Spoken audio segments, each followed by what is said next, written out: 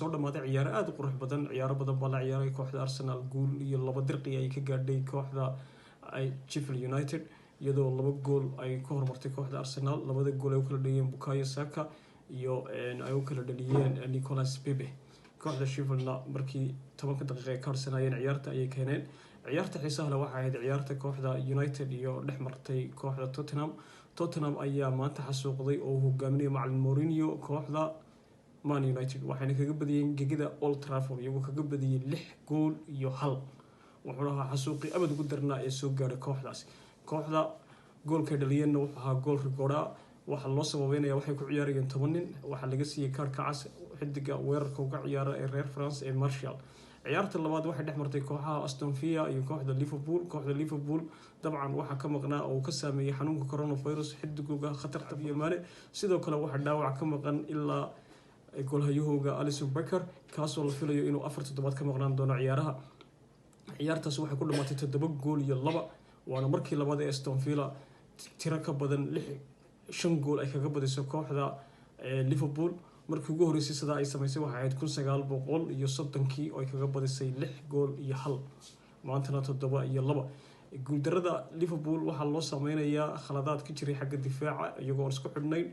ninka khaladka ugu weyn geysanayay wuxuu ahaa xidigooga Joel Gomez kaas oo uu jirin cid meesha kula tartanta oo ka maqan yahay xidigii Joel Matip uu dhaawac kaga maqan yahay. sidoo kale Van Dijk qudhiisa waxaad moodaa inaanu sidii uu kal hore ciyaaraha u ciyaaray aanu ciyaarin oo aad u liito.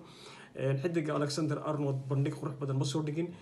ninka qura maanta bandhig soo dhigay difaaci weerar ku jiray wuxuu ahaa Andy Robertson oo si fiican u ciyaarayay, laakiin waxa isla qabsan waayeen xidiga ku cusub kooxda ee Diego Jota oo ka ciyaarayay bedelkii Mane. inkastoo Mane uu yahay xidig xariifa laakiin yarkana uu yahay xidig wanaagsan, laakiin waa uu la keeni kari waayay oo mana aragno inuu yahay bedelka saxda ee Sadio Mane bedeli kara markuu ciyaaraha ka maqan yahay. sidoo kale xidigaha dhexda ka ciyaarayay Naby Keita iyo Jorginho Wijnaldum iyo Fabinho sidii la filayay uma ciyaareen. dadka waa iska garan marmarayeen. waxyaalaha guusha ku hogaamiyay kooxda Aston Villa waxay iyagoo isku xidhan. waxaa sidoo kale bandhig aad qurux badan sameeyay xidiga uga ciyaara dhexda ee lambar 20 ka xidha Ross Barkley kaasoo qaab amaha uga yimid kooxda Chelsea oo maanta soo bandhigay ciyaartiisa ugu horeysay fursad caadiya, wuxuuna dayacay 3 gool oo xalaala oo noqon lahaa hat-trick, laakiin gool ayuu markii dambe dhaliyay ninkaasi.